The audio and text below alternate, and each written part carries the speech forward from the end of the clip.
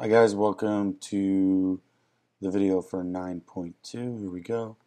These are the vocabulary words you need to know. 1, 2, 3 good questions worth being able to answer. How to farm technology improve. So this is basically taking what we learned in the other video, connecting it here, and then bringing it to here. Factory work pays more than farms, spur the demand for more expensive goods. And remember, there's all these big farms. People can't work on the farms, so they've got to move to the cities and work in factories, especially after the textile boom. All right, industrial cities rise. We see urbanization. Cities are getting bigger and bigger and bigger. The growing population makes the factories. The factories attract people to live there because they have jobs, so it kind of feeds each other. The main British industrial cities: London, Birmingham, Manchester, and Liverpool. All right, it's kind of a mixed blessing. While machines produce the goods quickly and easily, so their prices would drop and be more available to people, they're also unsafe. We've talked about the people who got their fingers cut off. That's a hand with thumb, 1, 2, 3 fingers, and then nothing else. That would hurt, right? Well, jobs become plentiful. People who work them are forced to endure unhealthy, unsafe, polluted workplaces that often make use of child labor. Because if you quit, so there's the factory, you're like, I quit. That's you quitting, walking away. There's tons of people outside waiting to get jobs because the city is growing so quickly.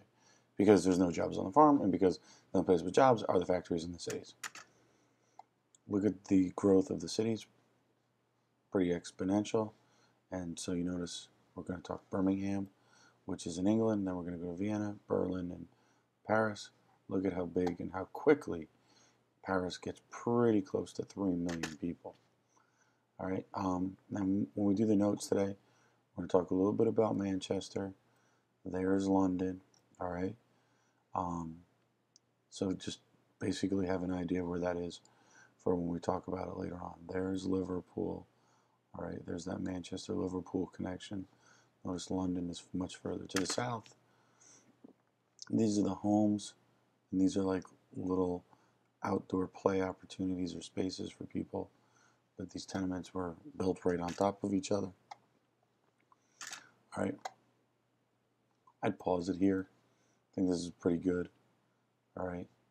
Because we're going to talk about a couple things today: working conditions, social classes, the size of the city. That's where the word urbanization is tied to. Social classes, and this is where we'll talk about the middle class, living conditions. All right. So it's like this really interesting thing that there are all these positives. Yeah, everything's cheaper, but you're only going to enjoy it for a few years because you're going to die from inhaling the pollution. Yeah, I've got a job, but you might die and get your finger cut off. So there's really interesting trade-offs here. Sicknesses were widespread. Human beings were used to being near each other that quickly. Cholera, other diseases would just spread through the slums because sanitation was incredibly low. Lifespan in one large city, the British version of the census kind of expected that the average lifespan was only 17 years. So you guys would be well through your midlife crisis. You better get to buying a Corvette or something. Wealthy merchants, factory owners lived in these really nice homes. So they're happy and they know it, so they spend their money. And again, cities were nasty, and housing and the police weren't ready for that many people to live in the city. Working day, 14 or so hours a day, 6 days a week. Dirty, poor lit. Many coal miners get killed by coal dust. They just bring it in and eventually breathe it in and it fills up their lung. And why were the factories running so much? The more they make, the more they sold, the more they sold, the more money they make, and the happier the boss is. What this leads to is, so you've got the boss on top, you've got the workers down here. There's going to be a little group in the middle called the middle class. Skilled workers, skilled merchants, rich farmers, and professionals, doctors, lawyers. And the number of them are going up, but they're looked down upon by the landowners and aristocrats, the people at the top. There's a little top hat. All right. Middle class has comfortable standard of living. They're happy. Like this picture. There's life upstairs for the upper class. Notice what's going down here for the lower class. That guy's back is not in healthy shape. Their lives don't get that much better. And the worst part is Some of their jobs get replaced by machines. They now have to work on dangerous machines. We'll talk about these Luddites, which is like a protest group. Employment is a serious problem. Unemployed workers riot. They're not happy because they don't have a job.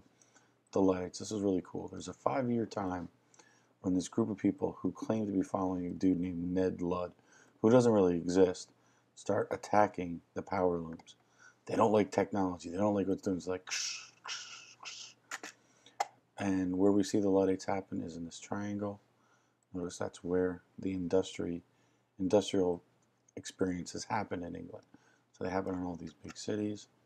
There actually has to be a law passed against Luddites, whereas several evil-minded people have assembled together in some manner, destroyed a number of frames in different parts of the country. This notice given that any person do this will, if you catch somebody doing it, you will get a reward. We kind of have Luddites today, people who dislike the technology age. What's good about the Industrial Revolution? Creates job, your country gets rich, and you get all these technological advancement. Education improves to help the middle class. Even some of the girls working in factories are going to have people reading to them, helping them. Clothing gets cheaper. And in fact, dieting, housing, slowly but surely eventually improve. And eventually, workers are going to get shorter hours, better wages. Right? People have jobs. There's this hope of a better life. We've talked about these here. Things that only the rich had eventually become available. And eventually England starts to pass building codes and laws, hires more police, and starts to say, hey, maybe everybody should stop going to the bathroom in the street. That's how bad the sanitation was. It was really a crappy problem. Get it? Manchester is one of the most famous. Kids as young as 6 work in the factories. They have to pass a law to restrict the working age and the hours. All this pollution, the river basically becomes unusable. But Manchester is producing all these goods and creating wealth. You got no shoes on. It's very dangerous. Why did they build in Manchester? It's got a ton of people. It's got a ton of water to create power. And they can take everything they make, get it to Liverpool, and ship it to the world.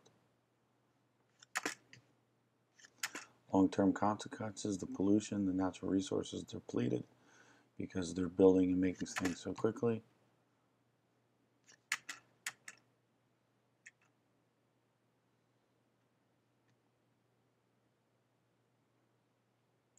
Education improves, not for the lowest of the low, not the poor working kids. They're at work. They're not learning, but there are opportunities for middle-class kids to go to school. And that's it, guys. Have a good day. Bye.